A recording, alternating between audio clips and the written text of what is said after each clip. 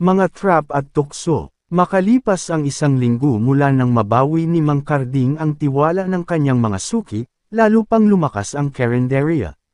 Bukod sa regular customers, dumarayo na rin ang mga food vloggers at influencers.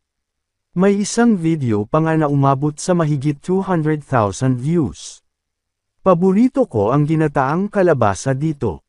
Parang luto ni Lola, sigaw ng isang vlogger sa kanyang camera. Habang abala si Carding sa pagluluto, dumating ang isang bisita.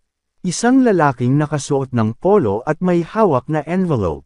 Hindi pamilyar ang mukha nito, pero may kumpiyansang parang kilalang tao.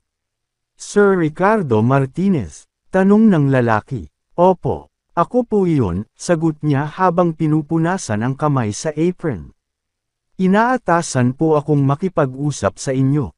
Galing ito kay Madam Brenda, sabay abot ng envelope. Nagulat si Carding. Ha? Bakit? Alok niya po ito. Gusto niyang bilhin ang karinderya nyo. 500,000 agad ang down payment.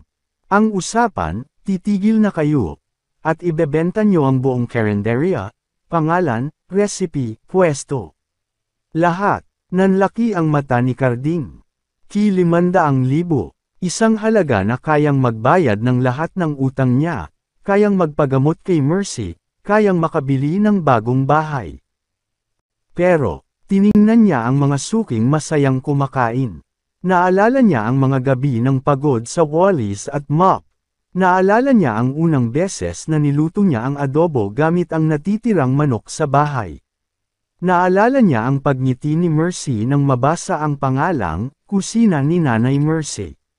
Binalik niya ang envelope. Sabihin mo kay Brenda, hindi lahat nadadaan sa pera.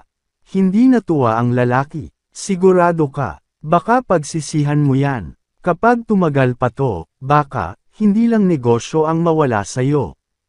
Tahimik lang si Mang Carding. Salamat sa bisita. Wala akong panahong sayangin sa mga banta. May adobo pa akong niluluto.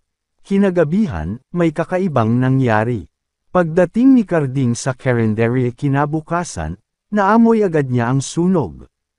Nabuksan ang maliit na likurang bodega, at nasunog ang kalahati ng mga paninda.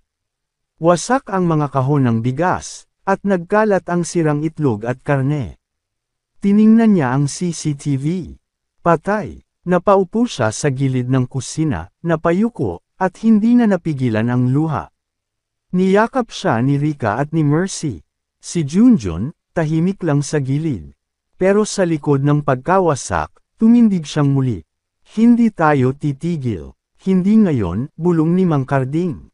Gusto nila tayong buwagin. Mas lalo tayong lalaban.